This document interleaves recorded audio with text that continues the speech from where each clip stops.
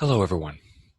In this grammar lesson, we're going to go over modifiers, specifically errors resulting from the misuse of modifiers, the misplacement or use of dangling modifiers.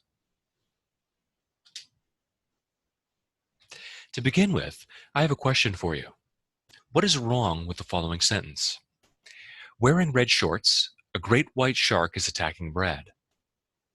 Take a minute to think about it.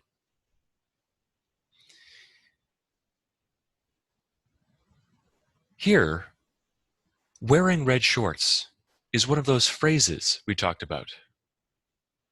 It's a participle phrase, one of those phrases that acts like an adjective, modifying or giving more information about a noun. The noun that it modifies is, well, the noun that's closest to it, the great white shark. So literally, this sentence means that a great white shark wearing red shorts is attacking Brad. I suppose that's possible, but it's probably not what the author of this sentence had in mind. The error here is a misplaced modifier. The modifier is in the wrong place in the sentence. As a review, we have already discussed phrases at length. Phrases, like we said, are fragments. They're collections of words that can't stand alone as a complete sentence. In that sense, they're like a dependent clause, but they don't have a subject and properly conjugated verb. They're missing something. Phrases modify an element of a clause. As an example, the adjective phrase covered by a soft blanket of snow modifies the noun lawn in the following sentence. Jane watches her children play in the lawn covered by a soft blanket of snow. Covered by a soft blanket of snow is a modifier. It adds more information or tells you something else about the lawn. Covered by a soft blanket of snow is not a complete sentence. It's not a complete thought. It's a phrase. A misplaced modifier happens when the modifying phrase is in the wrong place in the sentence. The rule for phrasal modifiers, like the participle phrase that we've discussed, is that when they serve as adjectives, they modify the closest possible noun. So, the noun that the phrase is next to is modified or changed by the phrase. For example, the following modifier is misplaced. The man gave the sundae to the boy covered in chocolate sauce.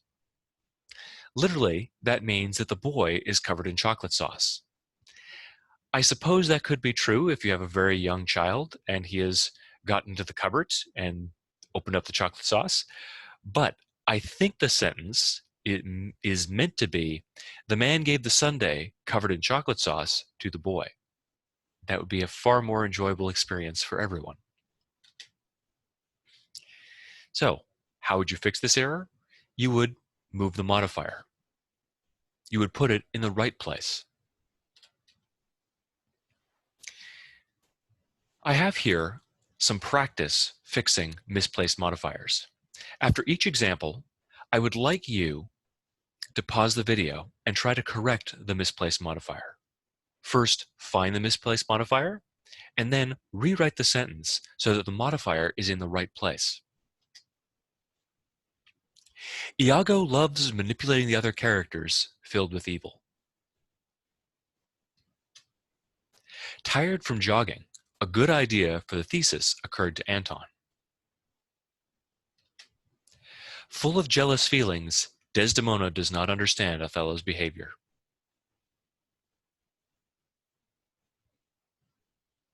Now, dangling modifiers. Dangling modifiers are another kind of error. They're similar to misplaced modifiers, but they're slightly different. With a misplaced modifier, your modifier is in the wrong place. With a dangling modifier, you don't even have the noun that's supposed to be modified in your sentence. A dangling modifier is a phrase that's trying to modify or add detail to a noun that's not present in the sentence. For example, after eating dinner, the turkey was left on the table.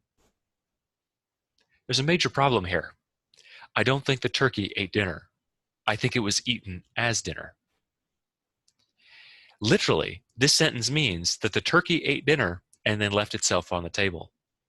Clearly, that's not what the author of this sentence meant to say. We're left with a question. Who was eating dinner? The sentence says it's the turkey, but that can't be right.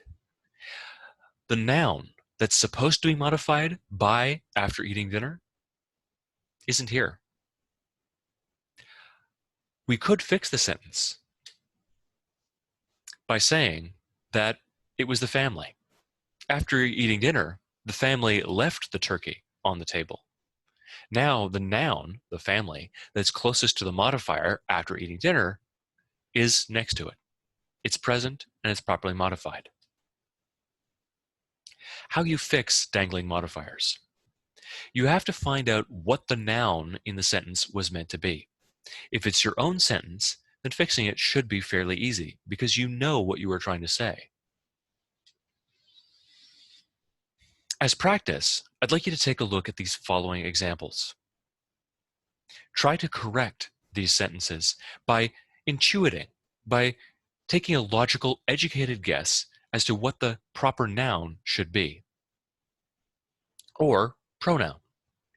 Driving the children to school, the baby wouldn't stop crying. Literally, this means that the baby was driving the children to school. Again, a dangling modifier. The noun isn't present, or the noun that's actually being modified by driving the children to school isn't present in the sentence. Dancing all night long, Craig's new shoes were starting to bother him. This example is tricky. When we come to the answers for both these dangling modifiers and those misplaced modifiers, we'll go over the challenge.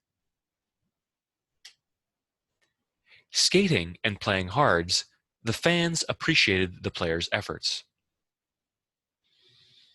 In this case, it's the players who are skating and playing hard. Let's go back to the misplaced modifier examples and review all of these. If you haven't already tried to answer the practice fixing dangling modifiers and practice fixing misplaced modifiers questions, please do so now.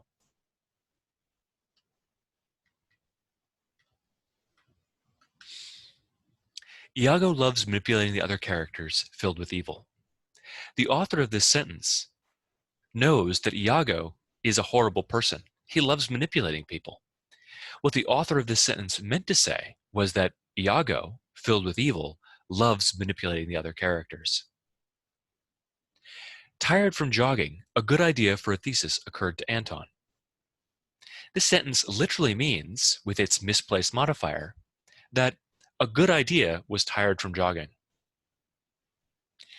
The sentence could read or could be fixed by saying that, tired from jogging, Anton came up with a good idea for his thesis.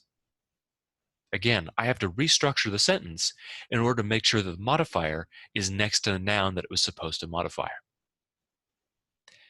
Full of jealous feelings, Desdemona does not understand Othello's behavior. Here, Othello is the one who's jealous, and driven by his jealousy, he acts cruelly towards his wife, Desdemona.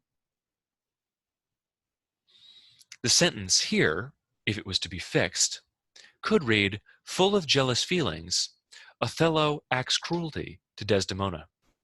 Or, full of jealous feelings, Othello acts in a way that Desdemona doesn't understand. In terms of the dangling modifier examples, driving the children to school, the baby wouldn't stop crying, could be fixed by saying, driving the children to school, the mother found that her baby wouldn't stop crying. Dancing all night long, Craig's new shoes were starting to bother him. Here, The noun or noun phrase that is closest to the modifier is Craig's new shoes. Dancing all night long doesn't modify Craig. This sentence literally means that the shoes were dancing on their own. If we wanted to correct this sentence, we could say, dancing all night long, Craig found that his new shoes were starting to bother him. With that modified version of the sentence, Craig is now the noun closest to the modifier. Skating and playing hard, the fans appreciated the player's efforts. We could say, skating and playing hard, the players put on a great show for the fans. Or, skating and playing hard, the player's effort was appreciated by the fans, or impressed the fans. This concludes our brief lesson on misplaced and dangling modifiers. In order to practice, you have both a short worksheet posted on Omnibox and, afterwards, a short assignment that you'll have to complete and submit on Turnitin.com. If you have any questions about dangling and misplaced modifiers, please contact me and I'd be happy to help you.